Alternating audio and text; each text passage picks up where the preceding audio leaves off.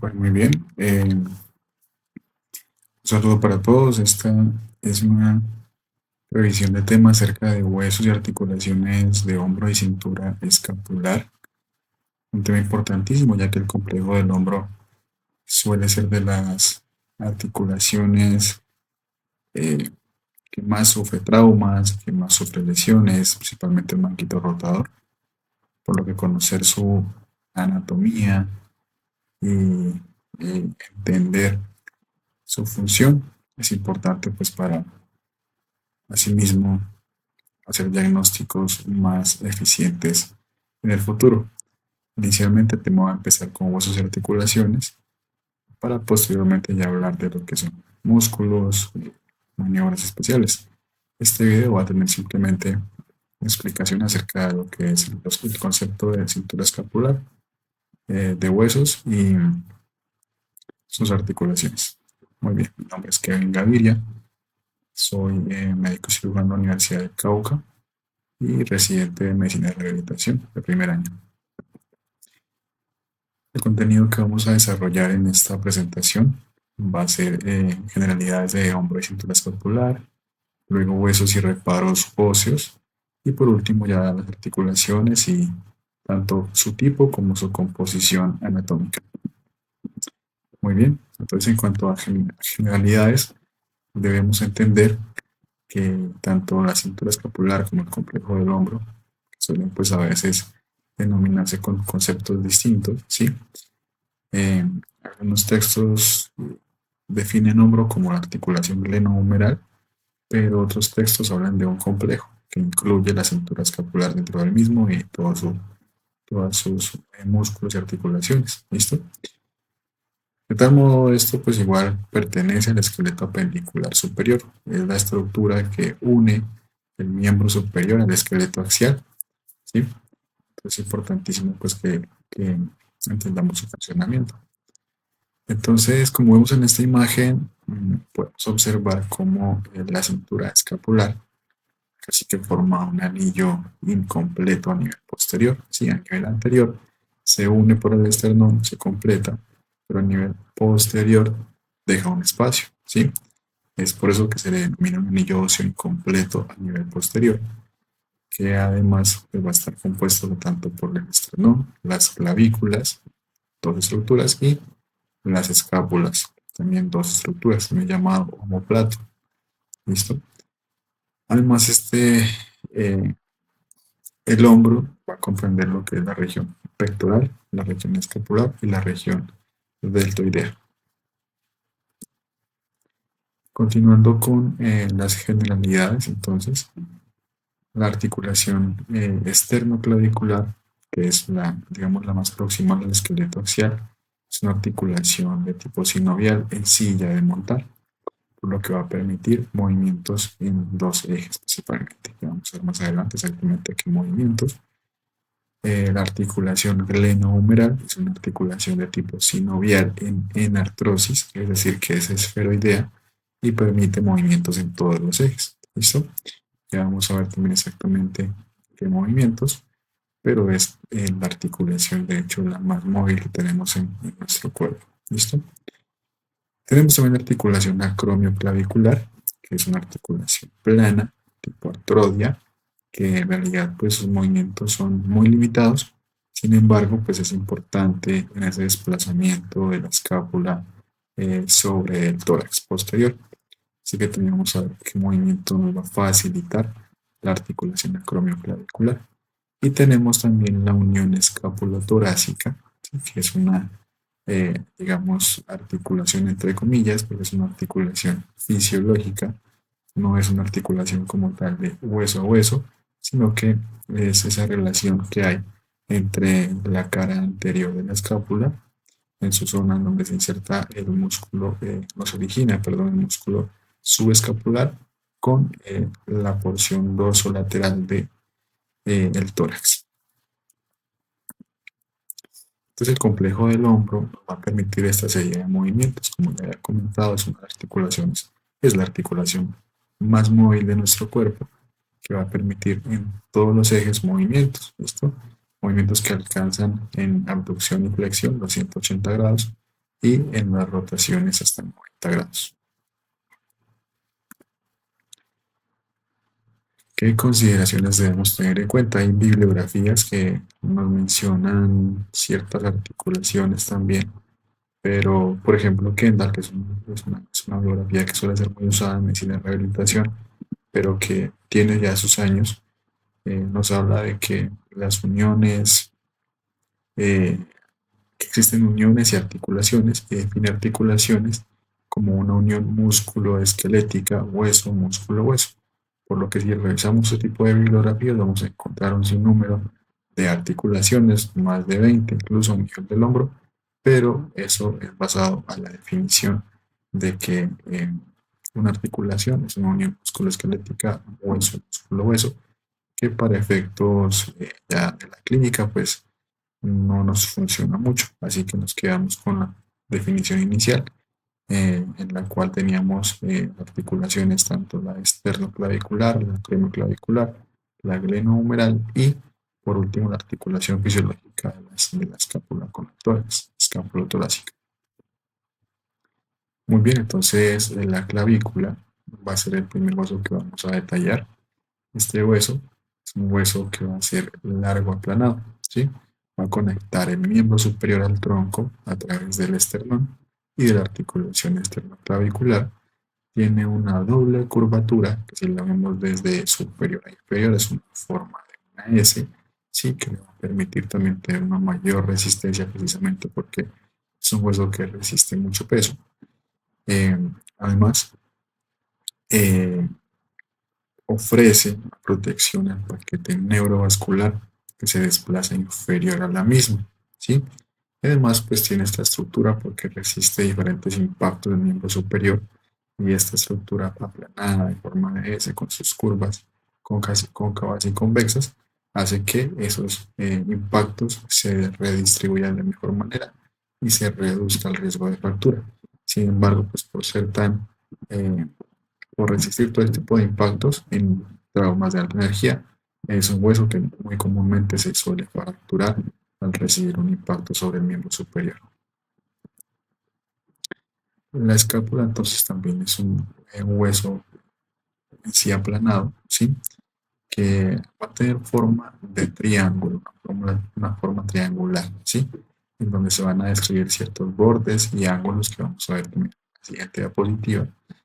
Va a servir de brazo de palanca a los músculos también, principalmente al trapecio, y es la que va a participar en la unión escapulotorácica, ¿sí? Va a descansar sobre la segunda a la séptima costilla.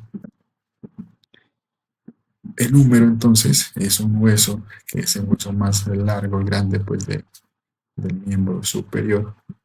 Se va a articular con la escápula a través de la articulación glenohumeral y además a nivel distal con el radio y el cúbito a nivel de articulación del codo.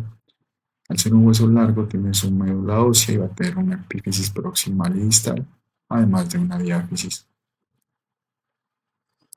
Y el manubrio, entonces, el manubrio es un hueso que va a tener perdón, que estamos hablando del esternón. El esternón participa pues en la parte de la cintura escapular, entonces el manubrio va a ser el que precisamente se articula a nivel clavicular y además que también pues con la primera costilla, pero por efecto del complejo del hombro hablamos de esta unión externo-clavicular a través de su escotadura clavicular, ¿sí? A nivel del manubrio. Tiene además también unas escotaduras costales y una escotadura yugular superior. Entonces, entrando ya a la descripción de los reparos óseos, ¿sí? Los cuales vamos a describir. Estos reparos óseos van a ser entonces la clavícula inicialmente a nivel de la cara superior. Tenemos que es un hueso muy liso. Esto no tiene, digamos, mayor cosa que describir a este nivel. Vamos a colocar entonces el puntero para llevarnos un poquito mejor. A nivel, digamos que desde la cara superior de la clavícula es una cara plana. Tiene a nivel external, sí, una extremidad external con su carilla externada. Y a nivel distal va a tener la extremidad acromial con su carilla acromial para la articulación acromioclavicular tiene un cuerpo y dos extremidades. Entonces, visto desde una cara inferior, sí va a tener ciertas estructuras que son evidentes. Una es la impresión para el ligamento costoclavicular que tenemos a este nivel, que está en su tercio más proximal. Tenemos también el surco para el músculo subclavio, un músculo que suele ser ignorado porque es muy pequeño, ¿sí? Pero es importantísimo para la estabilidad de la clavícula. Digamos que fija esta clavícula en la estructura axial también. Tenemos también el tubérculo conoideo, tenemos dos ligamentos importantes. Es el tubérculo conoideo para el ligamento conoideo y la línea trapezoidea para el ligamento trapezoideo. Estos van a ser importantes para también fijar la clavícula a nivel de la escápula. Tenemos entonces a nivel distal la carilla acromial. Pasando entonces ya a esta superficie, vemos que músculos van a estar originados e insertados a nivel de la clavícula. Esto origen va a ser tener el origen del esternocleidomastoideo subtercio más proximal, el pectoral mayor también en este nivel. Tenemos la porción anterior del deltoides en su porción clavicular, que está, o también llamada porción anterior, a nivel del tercio distal de la clavícula. Y tenemos aquí la inserción de la porción superior del trapecio. ¿Listo?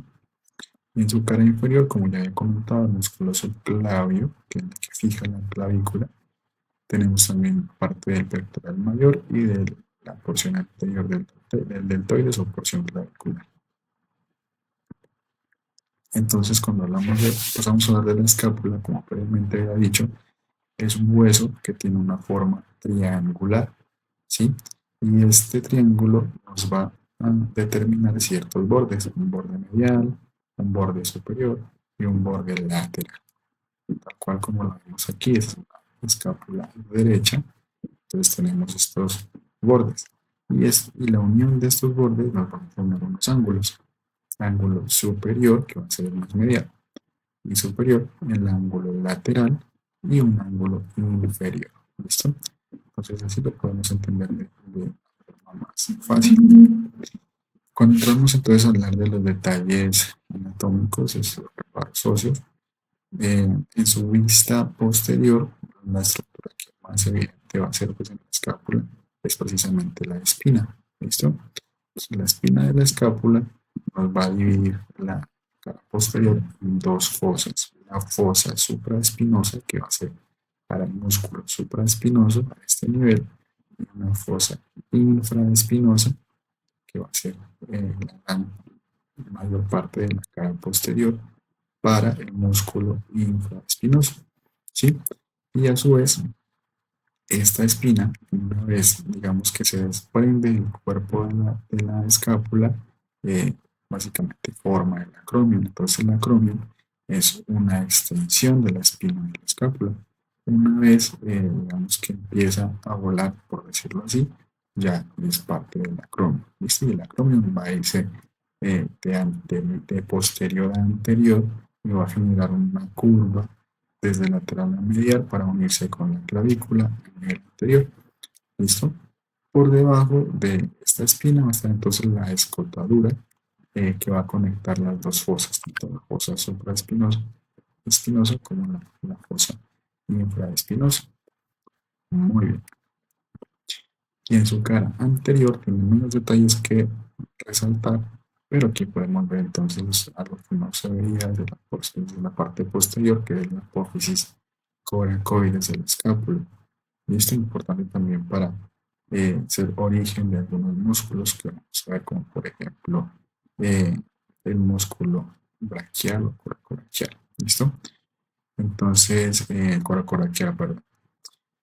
Aquí tenemos también entonces el galenoides, ¿sí? Con su tubérculo superior y tubérculo inferior, que también van a ser importantes para la origenización de algunos músculos del hombro, que luego veremos.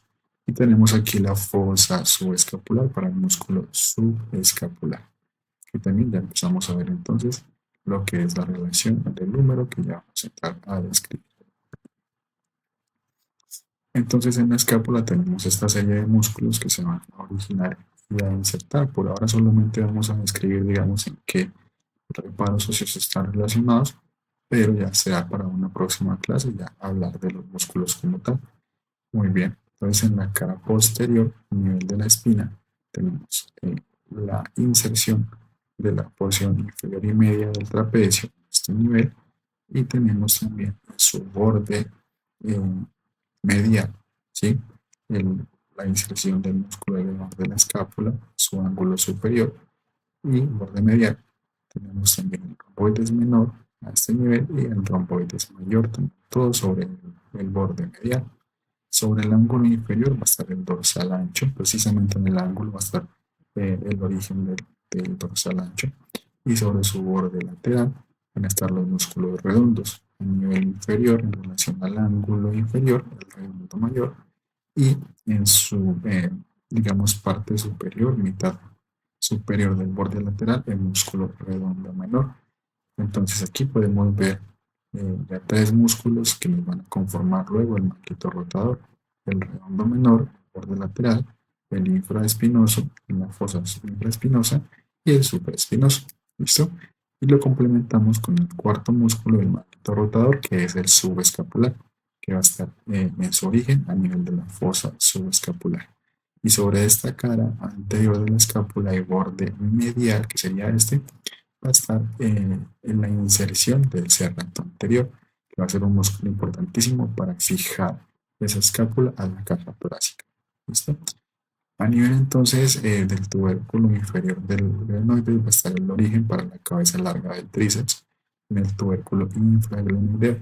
Y en el tubérculo supraglenoideo, que lo tenemos aquí chiquito, va a estar la cabeza larga del bíceps en el tubérculo supraglenoideo. A nivel de la coracoides, entonces, como habíamos previamente dicho, va a estar llegando la cabeza, el músculo coracobraquial en su origen, y además también va a estar la cabeza corta del bíceps.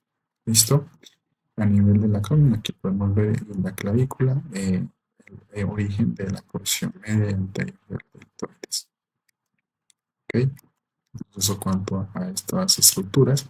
Y nos quedamos por último con el húmero. ¿Listo? Para complementar los huesos del hombro. El húmero, entonces, en su vista posterior, va a tener a nivel de la apófisis, perdón, vamos a hablar de reparos óseos del húmero. ¿Listo? Entonces, a nivel de vista posterior, aquí tenemos dos imágenes que muestran vista posterior.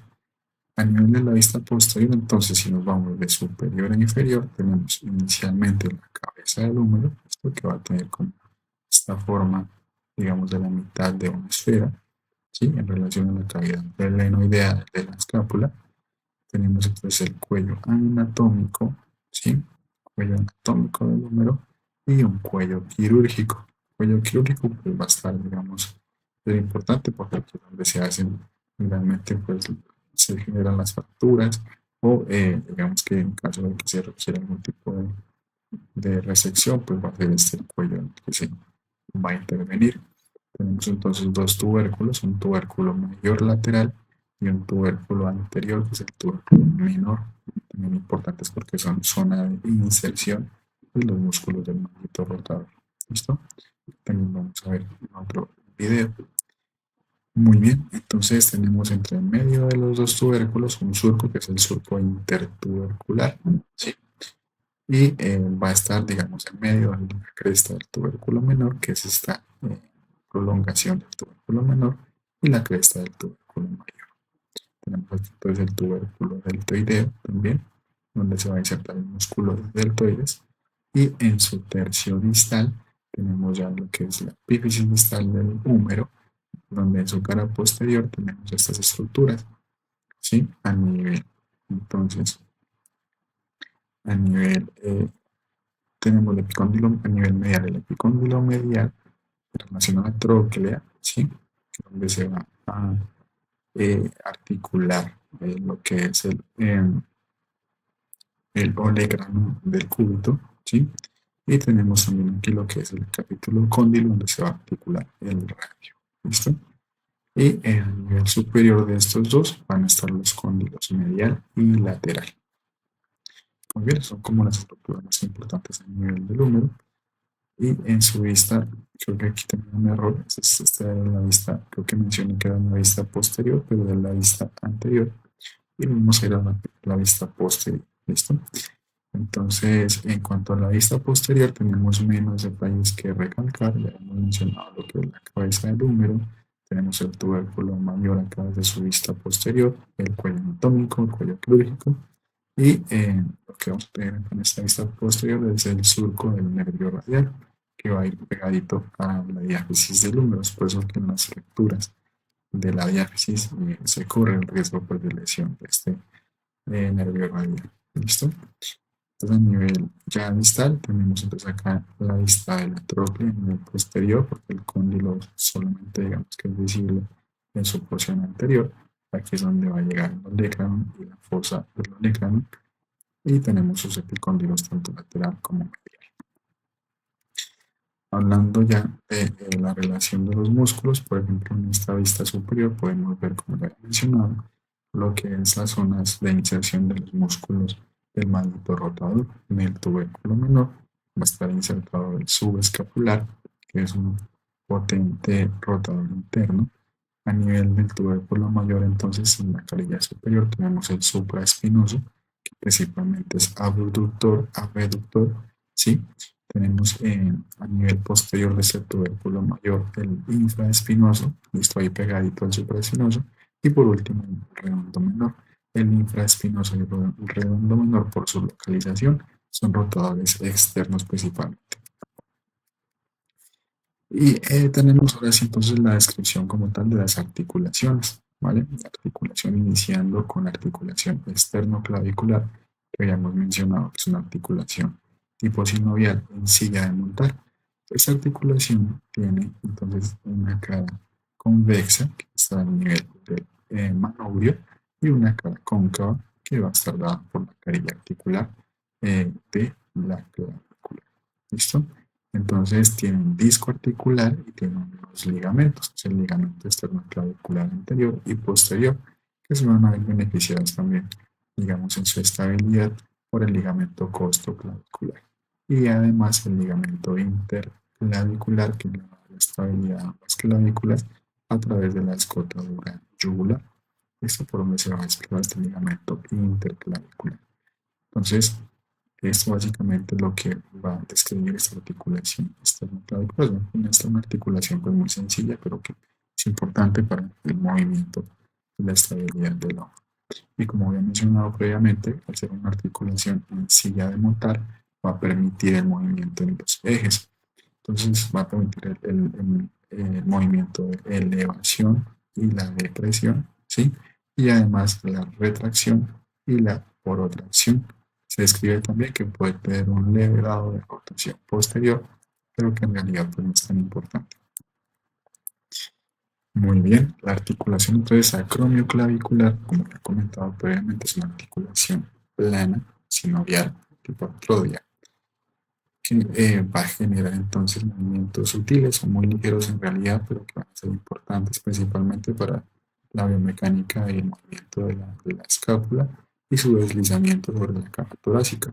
Entonces, como vemos aquí, permiten realidad movimientos muy sutiles en los dos ejes también, pero si nos fijamos en la escápula, esta sí ya va a tener un movimiento mucho más libre, ya obviamente favorecido por esa articulación como eje, ¿sí?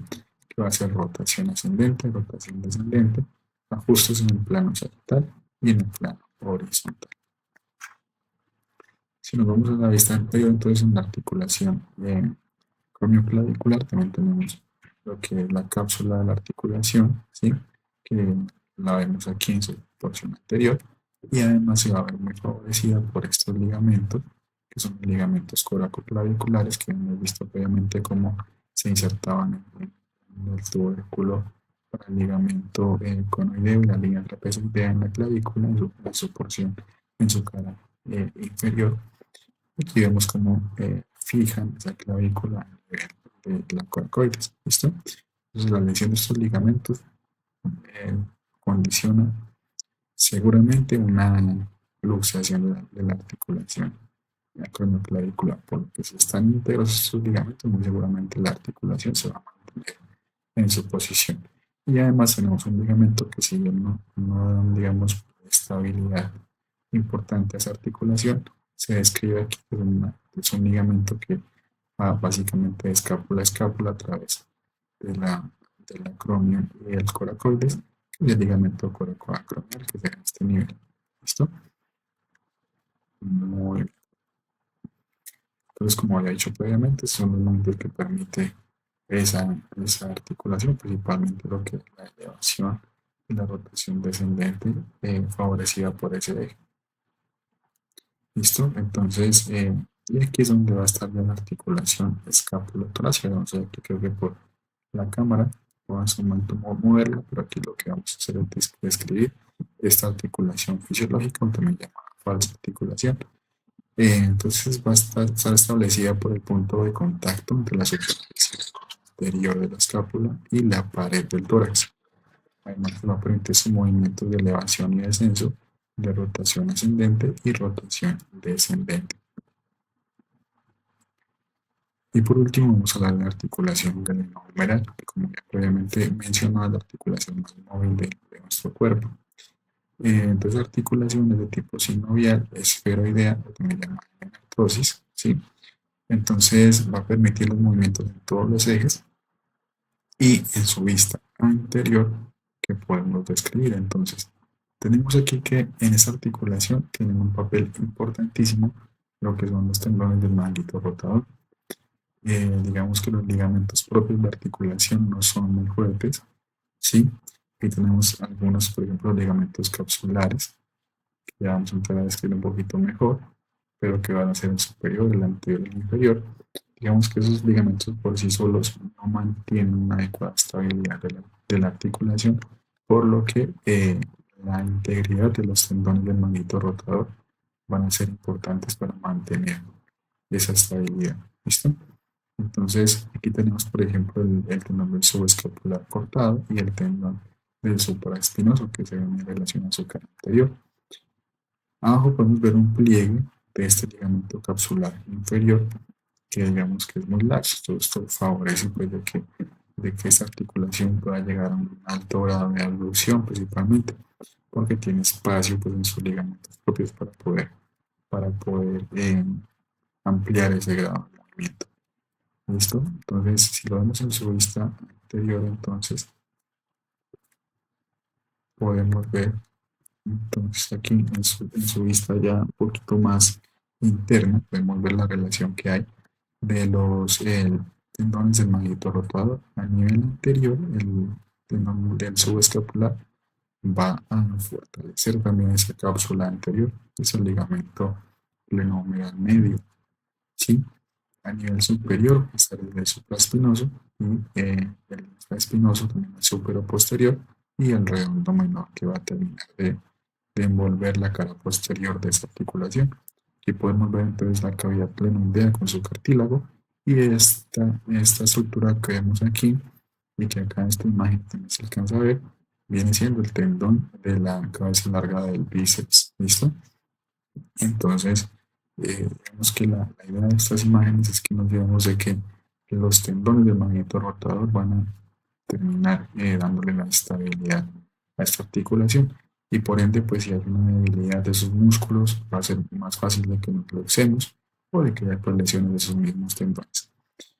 En este corte coronal de la articulación podemos ver esa relación que hay de los músculos del manguito rotador con los músculos deltoides y las bursas que se mantienen, pues digamos, en medio de las mismas. Recordemos que las bolsas o bursas no son a veces como se dibujan, simplemente son, digamos, cápsulas que suelen tener hasta 1 milímetro de líquido, en realidad no suelen ser tan gruesas, pero que una vez si, digamos, se ven afectadas, se inflaman, generan bursitis, pues sí pueden tener edema y obviamente se va a acumular mayor cantidad de líquido a este nivel y pues al estar, digamos, en esa relación tan cercana, va también a generar molestias, dolor y limitación.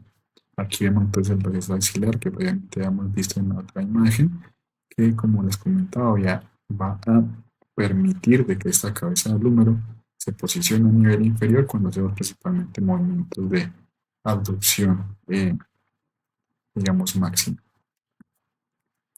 Entonces, los movimientos de esta articulación pues, van a estar en todos los ejes para permitir la rotación externa e interna, la flexión y la extensión, y la abducción y la aducción. ¿Listo? Muy bien, entonces por ahora ese es el tema que vimos el día de hoy. Voy a estar subiendo videos aquí sobre clases de anatomía, los temas que yo vaya viendo en la residencia. Los invito a que se suscriban si les gustan las clases. Si voy a tratar de hacerlas muy concisas, muy cortas para que no tenga que estar pues tan pegado a un video. Simplemente es como para dar un poco más a entender los temas. ¿Listo? Muy bien, entonces un saludo para todos y que nos vemos en los siguientes videos.